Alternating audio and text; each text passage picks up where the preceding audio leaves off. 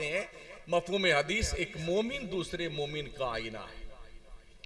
आज की तारीख में लोग गलती देखते हैं मगर बोलते नहीं कि कौन जाए बुराई मोल लेने, कौन जाए बुराई मोल लेने, है ना। जब से ये थिंकिंग हो गई है हमारी, कौन जाए बुराई मोल लेने, तब से हमारा मुआशरा बाज़ाब्ता तौर पर एक गटर की शक्ल में बन गया है, जिसकी सड़ाद और बदबू से पूरा मुआशरा इतना मुताफिन हो गया है कि नाक बंद करने के बाद भी दिमाग फटा जा रहा होता है। ये कैफियत है।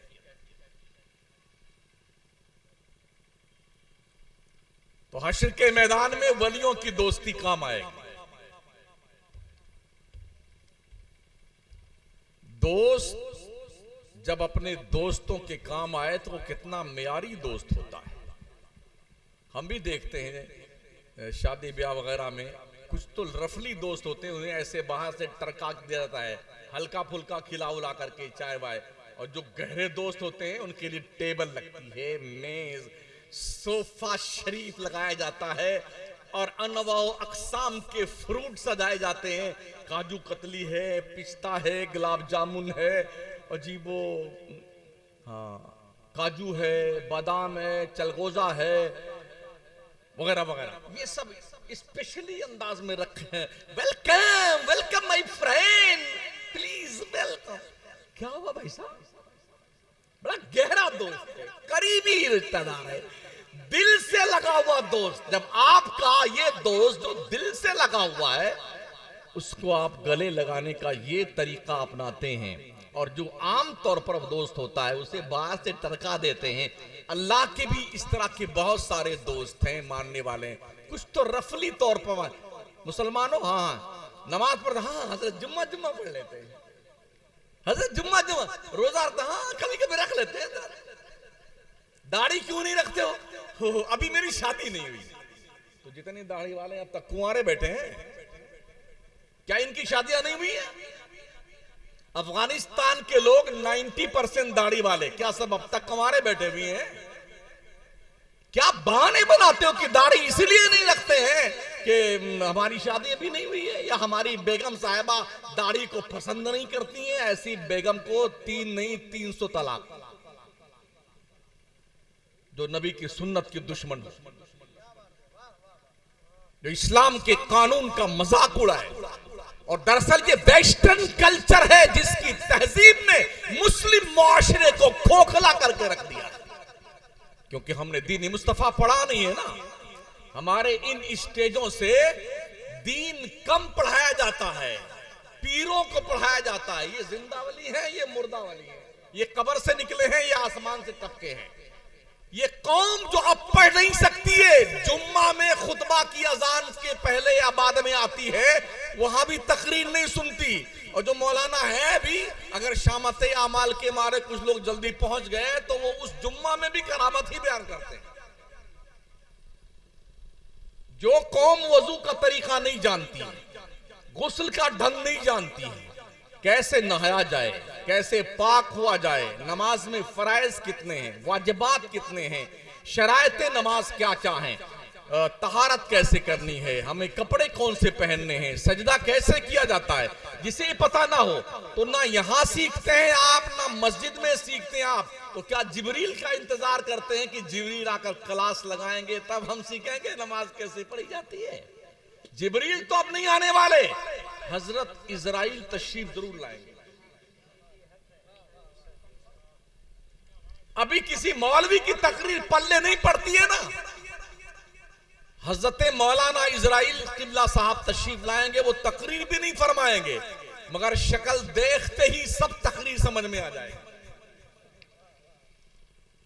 किसी का पजामा खराब होता है, पाखाना निकल जाता है, शक्ल देखते ही बिल्कुल मौत, पेशाब कर मारते मरने वाले। इससे पहले कि वो लम्हा है, ओ मुस्लिम कौम के जवानों और बूढ़ों, शर्म करो, शर्म करो। अल्लाह के भेजे हुए दीन को समझो और अमल पैरा होने की कोशिश करो। एक पैगंबर बाज़ाब्ता तौर पर वो थ्योरी समझाने के लिए आए थे, प्रैक्टिकल तौर पर जो अलहम्द की अलिफ से लेके वन्नास की सीन तक 6666 आयतों का मजमुआ कुरान मुकद्दस है। मेरे पैगंबर ने ओनली 23 ईयर्स में इतना समझाया और ऐसे लोगों को समझाया, खुद न थे जो राह पर औरों को के हादी बन गए। क्या नजर थी जिसने मुर्दों को मसीहा कर दिया। सबसे सड़े हुए सख्त काफिर थे हुजूर के जमाने में, मगर मेरे मुस्तफा ने उनके दिलों के भी अंदर इस्लाम की शमा जला कर रख दी। सिर्फ 23 साल के अंदर कमोबेश 1,24,000 इंसानों को अल्लाह की वहदानियत का मतवाला बना दिया।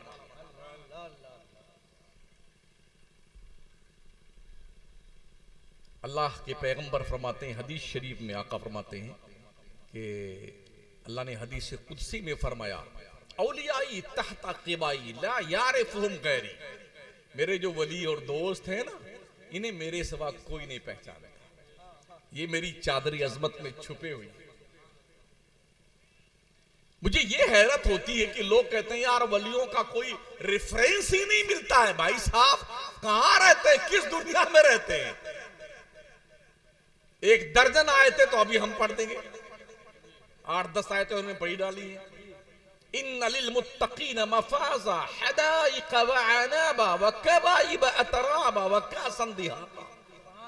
कुरान शरीफ में वलियों का तज़किरा हो रहा है।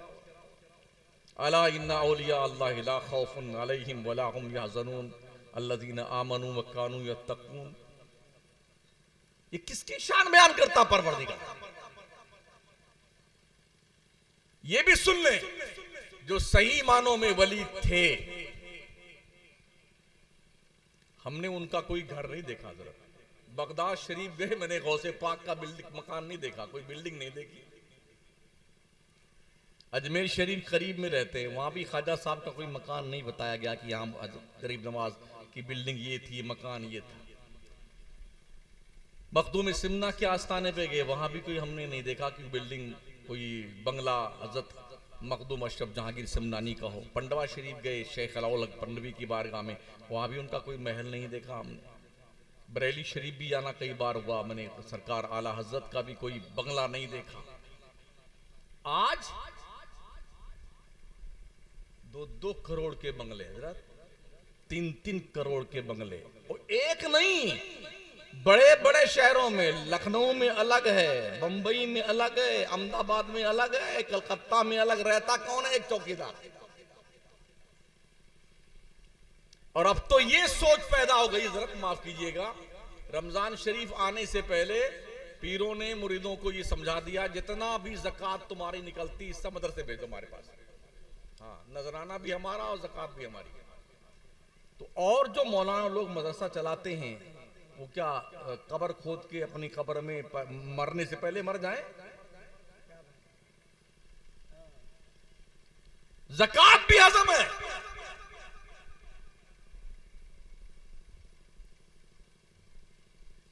हम सुनते भी हैं और देखते भी हैं। हम करंट इश्यूज पे गुफ्तगू करते हैं। क्या बात है। तो सारा पैसा ये उसूल के ले जाते हैं, और एक मौलाना मदरसा चला रहा होता, 2-5 मौलाना का इकट्ठा पढ़ा रहे होते हैं, बड़ी मुश्किल से उनकी तनख्वाहें निकलती हैं। समझ रहे हैं? ये उलमा की कुर्बानियां हैं जो लोग मौज कर रहे हैं। जिस दिन मदरसे बंद हो गए ना, अल्लाह की कसम, तुम्हारा वजूद खत्म हो जाए। ये मस्जिदों में अजानें हो रही हैं ना, ये मदरसों की देन है। ये मेंबरों पे खुतबे हो रहे हैं ना, ये मदरसों की देन है।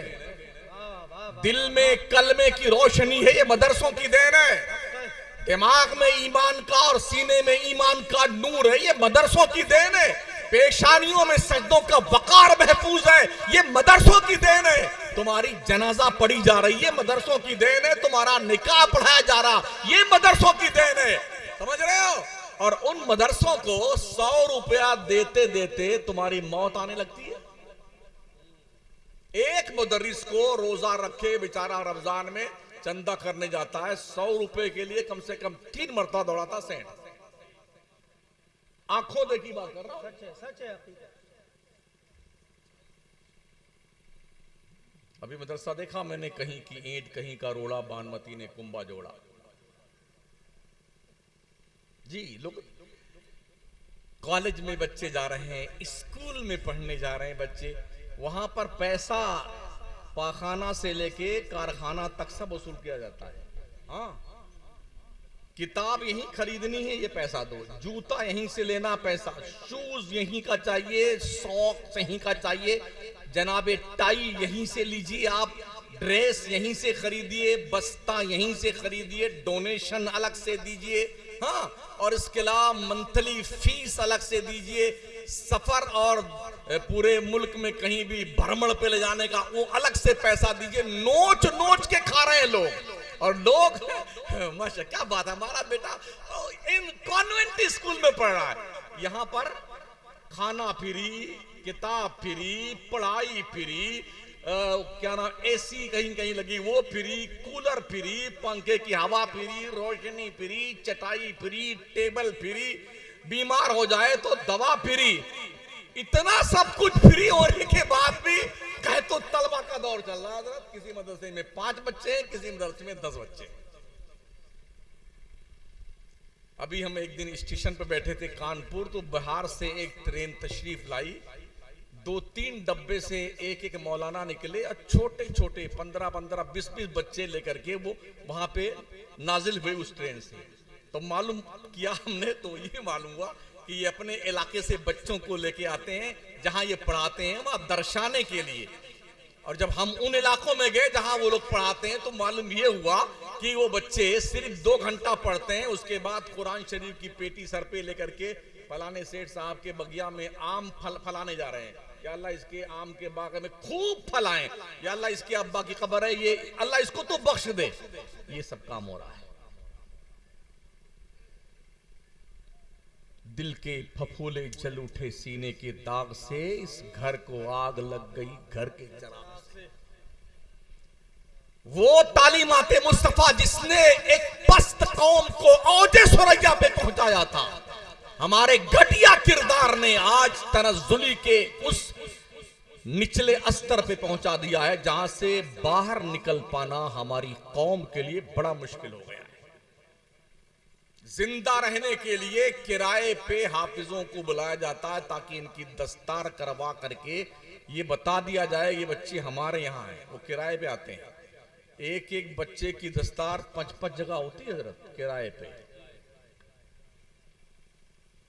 बच्चा खुश हो जाता है कि कम से कम 5 जगह से 5 जोड़ा कपड़ा मिल गया, 5 जुब्बा रहमतुल्लाह अलैह मिल गए, 5 हजरत अम्मामा शरीफ तशरीफ ले आए, और कुछ नकद नारायण भी आ गया। वो इसमें खुश है, और मौलवी मदरसे का इसमें खुश है कि हमारे मदरसे का नाम हो गया। दोनों पागल हो गए। और ये पागल क्यों? ये हमारी कौम के घटिया किरदार से पागल हुए। काश हमारी कौम ने मदरसों को समझा होता कि इनका मकाम क्या है। हमने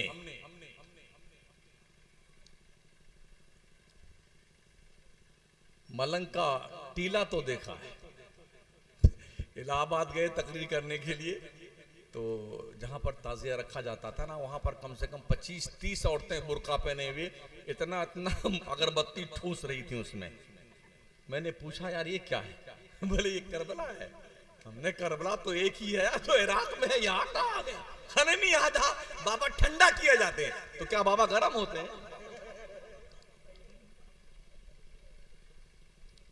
मतलब ये इमाम हुसैन के सजदों की कदर नहीं है, करबला के लोगों के भूख का एहसास नहीं है।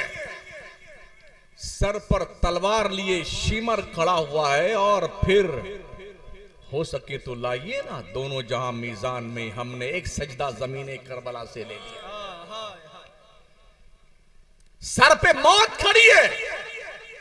आज का कोई आदमी तो चीख चिल्ला कर अपने रिश्तेदारों को आवाज देता, मगर वो क्या जबीनी न्याज है कि मालिक के दरबार में झुकी है सुभाना रब्बियल आला का लाहौती नगमा का जबान पे जारी है। तुम्हें सिर्फ ढोल बजाना याद आता है, ताजिया रखना याद आता है, हुसैन का भूखा प्यासा रहना याद नहीं आता है?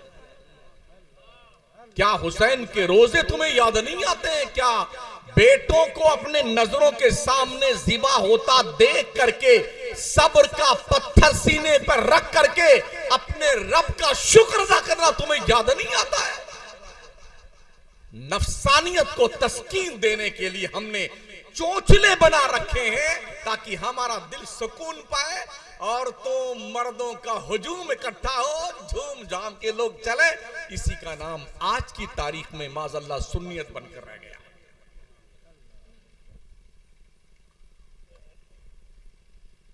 आइए कुरान से कुछ दलीलें दे दें। आसिफ बिन बरखिया का नाम सुना आपने?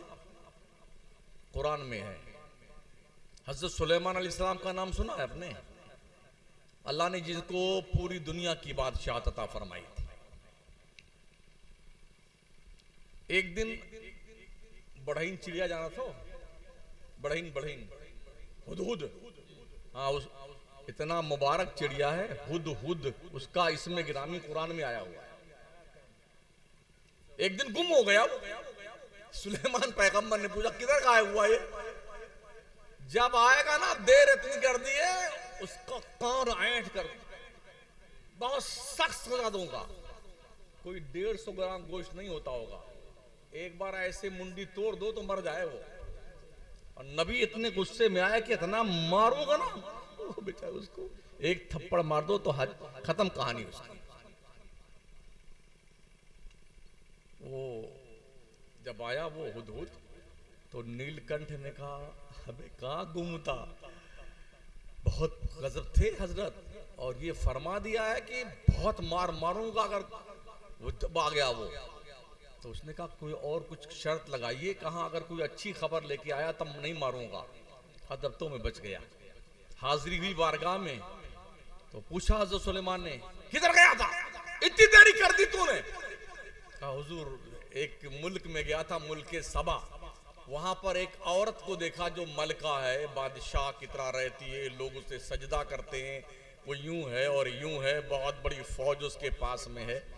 तो हजरत सुलेमान अलैहिस्सलाम को तजस्सुस हुआ, आपने अपने मजमे में जिन्नात उनके कब्जे में, चरीन परीन कीड़े मकोड़े, हाथी घोड़े मछली चूहा छछूदर हवा आग पानी जमीन, सारी मखलूक उनके ताबे फरमा। तो हजरत सुलेमान ने कहा कौन है जो मलका बिल्कीस को उसके आने से पहले उसका तख्त उठा के मेरी बारगाह में ले आए? तख्त कितनी दूर था? कई हजार किलोमीटर के फासले पे। तो एक जिन्नात था, उसने क्या कहा, काला इफरीतु मिनल जिन अना आती का भी कबला अन तकुमा मिन मकामिक। सुलेमान पैगंबर, मैं आपके हुक्म के मुताबिक मलका बिल्कीस का तख्त जो है आपका ये जलसा खत्म होने से पहले ले आऊंगा आपकी बारगाह में। मैं ताकतवर हूं, अमानतदार भी हूं। वह इन्नी कवियुन, ऐसे कुछ है आयत करीमा, मैं अमीन भी हूं ताकतवर भी हूं। कहा नहीं इससे पहले कोई ले आए। तो जहां पर जिन्नात का भी बस नहीं चलता ना, वहां पर वलियों की ताकत की शुरुआत होती है। उनकी उम्मत के एक वली बैठे थे हजरत आसिफ, उनने कहा हजरत मैं ले आऊंगा। कब तक? अना आती का भी कबला अयरतद्दा इलैका तरफु, आपकी पलक झपकने से पहले ले आऊंगा। जरा आंखियां मुलकार कर देखिए ना, पलक झपकाइए, एक सेकंड नहीं लगता है। हजारों मील के फासले पे तख्त है। वलहा अर्शुन अजीमुन फरमाया, बहुत बड़ा तख्त था। आसिफ बिन बरखिया गए भी नहीं, हाथ बढ़ाया और पलक झपकने से पहले उठा के लाके सामने रख दिया। ये सुलेमान पैगंबर की उम्मत के वली का पावर और ताकत है। ये दलील इसीलिए मैं दे रहा हूं, बहुत सारे दलाल आपको मिलेंगे ये बताने के लिए कि वलियों का पावर कहां से साबित? ये सुन्नी लोग हवाई बातें करते हैं। महोदय जी, ये हवाई बात नहीं है, कुरान की बात है। इसको हवाई कहोगे तुम्हारा ईमानी हवा में जाएगा। हाँ, तख्त लाके रख दिया। हजरत ईसा का नाम सुना आपने? पावर देखो, कोई कुछ नहीं कर सकता, अल्लाह के अलावा कोई कुछ नहीं कर सकता। यही मैं दलील देना चाहता हूं कि अल्लाह का हुक्म और ताकत मिल जाए तो कोई क्या, हर कोई बहुत कुछ कर सकता है जी। हजरत जिब्रील अमीन आए, क्योंकि हजरत इमरान की बीवी ने मन्नत मानी थी कि अल्लाह मेरे पेट में जो भी है, अगर ये पैदा हुआ तो मैं इसको तेरे घर बैतुल मुकद्दस के लिए वक्फ कर दूंगी, खिदमत के लिए। वो मन्नत तो मान ली, मगर जब पैदा हुआ तो बच्चा, लड़का नहीं पैदा हुआ, लड़की पैदा हुई, मरियम, हजरत ईसा की मां। तो उनने कहा, या अल्लाह मैंने तो मन्नत मानी थी कि जो पैदा होगा तेरे घर की खिदमत के लिए वक्फ कर दूंगी, मगर परवरदिगार ये तो लड़का नहीं लड़की पैदा हुई। लड़कियों को तो बहुत सारे दिन ऐसे आते हैं जो पाक नहीं रहती, तेरे घर में कैसे रह सकेगी? हुक्म हुआ तो ने मन्नत मानी, चुपचाप रख दे उसको, रख दो बैतुल मक़दिस में। हजरत जकरिया भी उस वक्त थे और कई नबी थे। तो ये हुआ कि मरियम की परवरिश कौन करेगा? तो गोट्टी डाली गई, कुरान अंदाजी की गई कि कौन परवरिश करेगा। तो गोटी हजरत जकरिया के नाम निकली। उनने मरियम को डाल जाकर के बैतुल मुकद्दस के एक हुजरे में बिठा दिया। मरियम को सुबह शाम दोपहर खाना पीना नाश्ता अपनी तरफ से जाकर के पहुंचाते हुए। लेकिन जब जब जकरिया पैगंबर जाए ना हुजरे मरियम में, तब तब नया नया फल, बेमौसम का फल उनके हुजरे में पाए। कुल्लमा दखला अलैहा ज़करिया अल-मिहराब वजदा इंदहा रिज़्क़ा क़ाल या मरियम अन्ना लकी हाज़ा क़ालत हुवा मिन इंदिल्लाह। जब जब जकरिया दाखिल होते हुजरे मरियम में तो बेमौसम का फल फ्रूट पाते। बड़ा ताज्जुब हुआ कि या अल्लाह, लाता मैं हूं, खाना पीना नाश्ता फाश्ता मैं इंतजाम करता हूं, मगर ये कहां से आता है बगैर मौसम का फल? तो उनने पूछ ही लिया, मरियम बता ये किधर से आता है? हजरत मरियम के बचपन का फरमाती क्या कहती हैं? कालत हुआ मिन इंदिल्लाह, ये मेरे अल्लाह की तरफ से आता है। इन्नल्लाह यर्ज़ुक़ु मन यशाअ बिगैर हिसाब, बेशक अल्लाह जिससे चाहता बगैर हिसाब के रोजी अता फरमाता है। सुभान अल्लाह, सुभान अल्लाह। हजरत ज़करिया अलैहिस्सलाम को उस वक्त तक, जबकि वो बूढ़े हो चले थे, कोई औलाद नहीं थी। तो उन्होंने कहा, जब ये हजरत मरियम को मेरा अल्लाह बिन मौसम का फल देने पे कुदरत रखता है, तो मैं भले भी बूढ़ा हो गया हूं, अल्लाह तबारक ताला मुझे चाहे तो औलाद दे सकता है। तो हजरत ज़करिया ने वहीं पे जहां मरियम बैठी थी ना, वहीं पे, ज़करिया नबी है, मरियम नबिया नहीं है, वलिया है। एक नबी की दुआ कहां कबूल हुई है? एक वलिया के हुजरे में। पता ये चला जब दुआएं कबूल ना हो तो वलियों के आस्ताने पे जाया करो। होना लिकदा ज़करिया रब्बा, वहीं उन्होंने रब को पुकारा, अल्लाह मुझे पाक औलाद अता फरमा। मेरे करीम रब ने बशारत दी उन्हें उनके फर्जंद की। नारे तकबीर, नारे रिसालत, मज़हबे इस्लाम। सुभान अल्लाह, सुभान अल्लाह। ये मरियम जब जवान होने लग गई तो जिब्रील को अल्लाह ने भेजा, इंसानी भेष बना के आए जिब्रील। फतमस्तला लहा बशरन सविया। उन्होंने क्या कहा? काल अना रसूल रब्बिक ली अहबा लकी गुलामन ज़किया। भेष बनाया इंसान का जिब्रील ने और आए मरियम के पास, कहा मरियम मैं तेरे रब का भेजा हुआ फरिश्तादा हूं, कासिद हूं, और मैं इसलिए आया हूं कि तुझे मैं साफ सुथरा लड़का दे दूं। उनने ये नहीं कहा कि अल्लाह दे दे, ली अहबा लके, मैं दे दूं तुझे। जब अल्लाह के सिवा कोई कुछ नहीं दे सकता है तो जिब्रील पर कोई फतवा लगाएगा कि वो मुशरिक है? वो क्या कह रहे हैं, मैं देता हूं लड़का। हजरत मरियम ने कहा माअल्लाह, मुझे किसी मर्द ने छुआ तक नहीं, ये कैसे पॉसिबल है? अल्लाह की तरफ से हुक्म हुआ जिब्रील कह दे, या अल्लाह यूं ही चाहता है। हजरत मरियम के गले में सिर्फ फूंक मारा था, दम किया था हजरत जिब्रील ने, और उनके पेट में हजरत ईसा अलैहिस्सलाम जो है वक़्फ़ पज़ीर हुए। और जब कुछ दिन गुजरे, ये पता चला महल्ले वालों को कि कुंवारी मरियम के पेट में कोई बच्चा है, तो पूरे गांव ने पूरी जमीन सर पे उठा लिया। अरे मरियम, तूने नाक कटा दी, तेरा दिमाग खराब हो गया, तेरे बाप ऐसे नहीं थे, तेरी माँ ऐसी नहीं थी, तुझे क्या हो गया, तेरी शादी नहीं हुई। और ये फितरी बात है। हजरत मरियम ये सब ताने सुन सुन करके उनका दिल छलनी हुआ जाता। 9 महीने कैसे झेले वो वही जानती। बच्चे की विलादत का वक्त आया, हुक्म हुआ मरियम फला पहाड़ी के दामन में चली जा, मेरा बंदा वहां पैदा होगा। वो पहाड़ के दामन में गई और जाने के बाद जब उधर छुपी साइड में तो हजरत ईसा पैदा होने लगे, तो उस वक्त जो दर्द ज़े की तकलीफ हुई ना, उस तकलीफ को भी कुरान ने नोट फरमाया। काश मैं नसियम मनसिया हो जाती, भूली बिसरी हो जाती, ये दर्द नहीं झेल पाती। हजरत ईसा पैदा हुए, अभी पैदा हुए। बच्चे की विलादत के बाद माओ को भूख लगती है। वहां कोई तो था नहीं जो खिलाता कुछ। एक सूखा दरख्त था खजूर का, मोटा, एकदम सूखा था।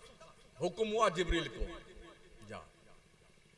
अल्लाह ने फरमाया वहुज़्ज़ी इलैकी बिजिज़ी नख़लत तुसाक़ित अलैकी रुतबन जनिया। मरियम उठ के खड़ी हो जा, अभी बच्चा पैदा हुआ है, अभी उठ के खड़ी हो जा। खड़ी हो सकती है औरत? तकलीफ कितनी है। एक औरत नया जन्म लेती है, जब बच्चा पैदा होता, अल्लाह ने हुक्म किया मरियम खड़ी हो जा, और हुक्म क्या दिया, उठ के खड़ी हो जा, इस पेड़ को हिला। और देखिए कितनी बड़ी मुसीबत, पेड़ को हिला। वो भी कोई पतला पेड़ नहीं था, मोटा मुस्टंडा पेड़ था खजूर का। सब मिलके हिलाओ तो इसका कभी पत्ता नहीं हिलेगा, आप खुद ही हिलते रहेंगे। लेकिन अल्लाह को ये बताना मकसूद था, जो वली होता है ना, वो छू लेता है तो काम हो जाता है। हजरत मरियम ने क्या किया, उठी खड़ी हुई, ऐसे टच किया उस पेड़ को। हिलाना तो क्या था, बहाना था।